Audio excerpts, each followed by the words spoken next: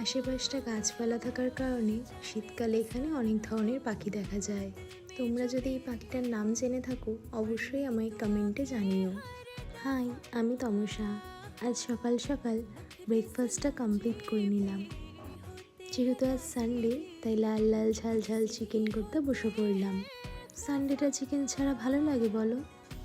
Mutton হলে তো বেশ জমে যায়।